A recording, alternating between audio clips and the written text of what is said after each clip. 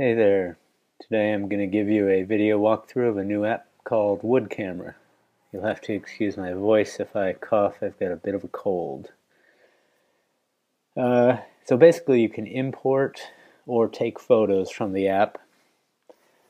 In this case I'll import, and then you get a view of thumbnails that of photos you've currently been editing or taken or imported. You can view these thumbnails in a large or small by clicking the little button at the top. Once you have your photo, you can now go ahead and edit it. And this is really laid out pretty logically. At the bottom you have several options, which I'll now run through. The first lets you rotate or flip along the horizontal or vertical axis. And then you can have cropping options.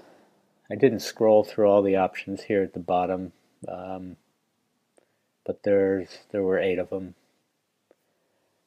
I started with the golden ratio, and then I decided to do a bit of tweaking of the image, which I took while sitting in the coffee shop the other day. To get the crop window out, or the other windows at the bottom, there's a preview button at the top of the screen. So I toggle that every now and then when I want to get the controls out of the way. So now I've gone on to choosing a lens filter. There are quite a few of these, a dozen or more, I'm not entirely sure. So I tweaked that a bit with lens intensity, and the one thing about this is you have a whole bunch of different sliders up here, and to get to the other sliders you sort of you slide the entire slider to the next. It's a pretty efficient interface that lets you have a lot of control in a limited space on the iPhone. So you can see you've got contrast, brightness, saturation, things along those lines. And I do a bit of tweaking here.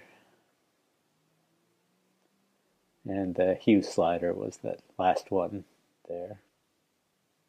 So then after you've gotten the shot you like, you can then apply a texture. And there are probably a dozen of these or so, maybe a bit more. And once you've selected texture, you also have the slider to adjust the intensity.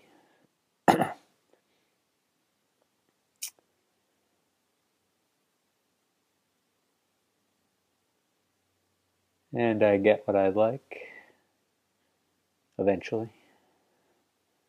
This was the third time I'd used the app, so I wasn't entirely familiar with all the intensities and features.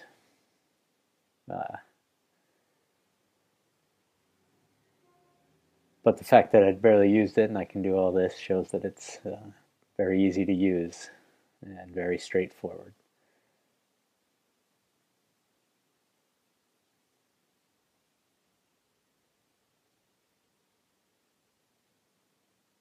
So then we can jump on. We have a tilt shift and vignette options here. So I do a little bit of tweaking. On the tilt shift, you have an option of a linear or circular. For the linear, as far as I can tell, it always stays horizontal, so you can't have a diagonal line of focus running across the screen. And with the circular, it stays circular, not elliptical. You can adjust the overall size and intensity. The size you adjust by using the 2 fingers, and placement is controlled with 1 finger, dragging it around.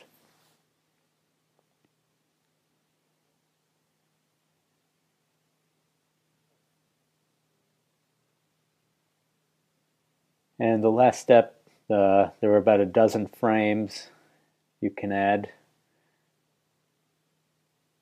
And so I poked around a bit here and selected a frame.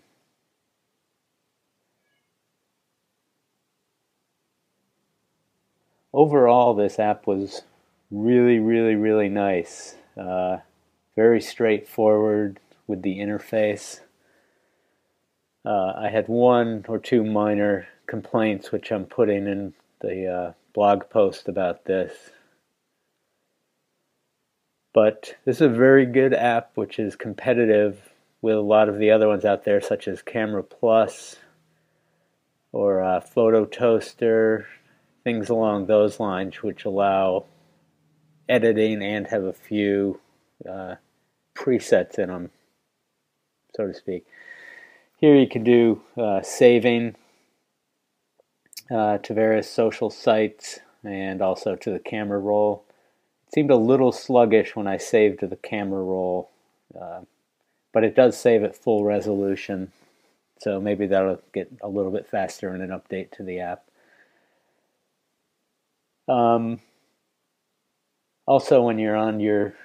Oh, one thing I forgot to point out was at the bottom, the little icons slowly became orange as you applied them. In this particular case, I hadn't applied any rotation, and so that one remained white.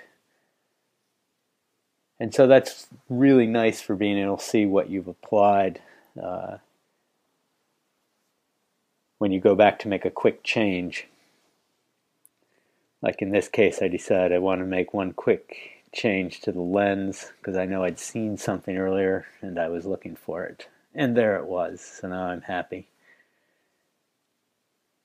And one other thing, when you're on the thumbnail screen, there's also a share button right up in the upper right corner, where from there you can select multiple images, delete them, or do a bulk save or share.